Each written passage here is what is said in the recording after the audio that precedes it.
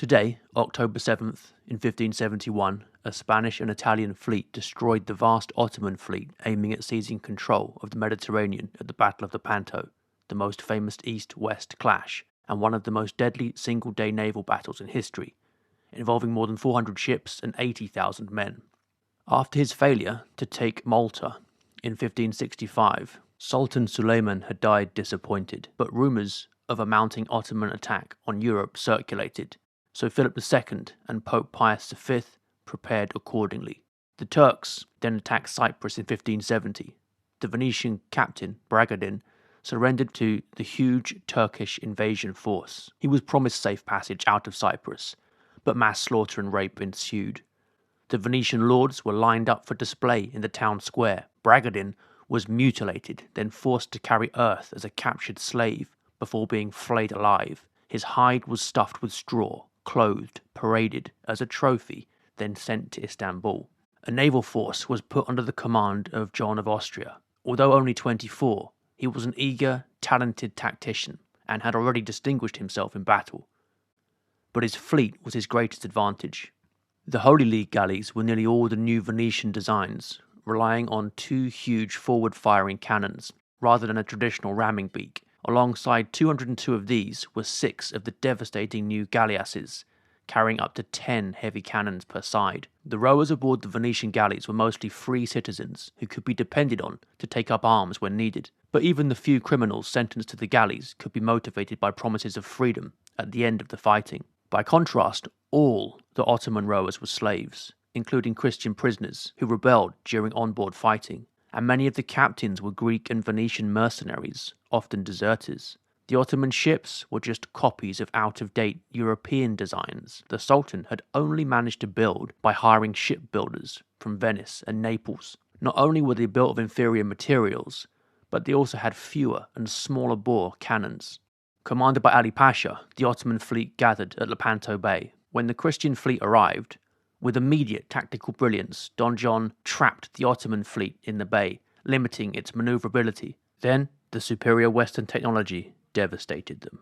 The armor plate of the Marines made them almost invincible to Ottoman archery. The Spanish seized Ali Pasha's flagship, killed him, and waved his head on a pike. The Ottomans had lost 210 ships, the Christians only 20. Looting victorious Christian sailors found a fortune in gold coins in the captured flagship of Ali Pasha and those of the other Muslim admirals. Their repressive command economy had left them without a banking system, forcing them to tote their personal fortunes to Lepanto. Another telling detail is that the guns from the Ottomans' wrecked galleys, based on Italian designs, were of such poor quality that they had to be melted down and recast under European specifications.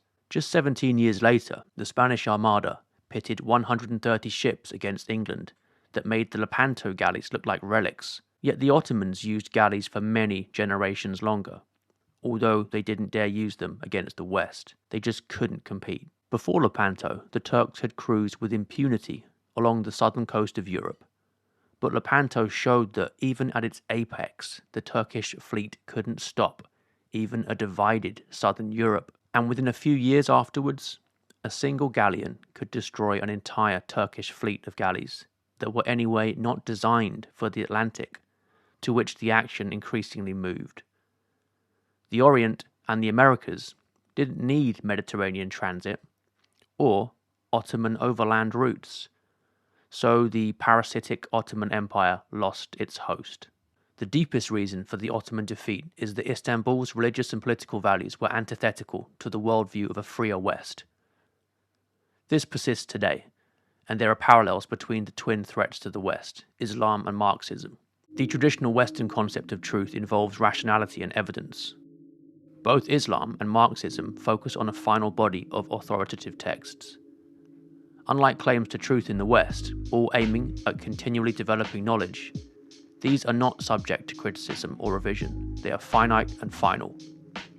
Accordingly, philosophy in particular is relegated in importance. Scholars are defined by their conformity to doctrine, and academic freedom is unimportant. Critical free inquiry is not the main point of education.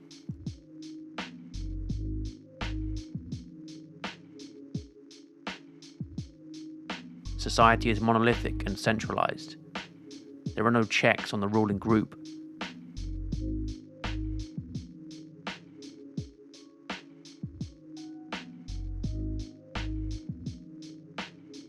It aims at maintaining a monopoly, repressing rivals.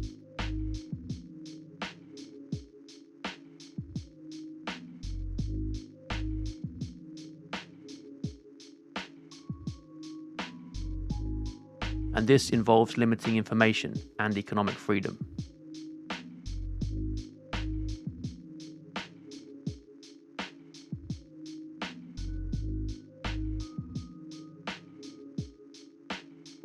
As Victor Davis Hanson warned in his lecture at the US Air Force Academy in 2002, The West at War and the Burdens of the Past, if we, like Romans of the 5th century AD, feel that we are either too wealthy, nuanced, or busy to appreciate and defend who we are, then surely we too will meet their same fate.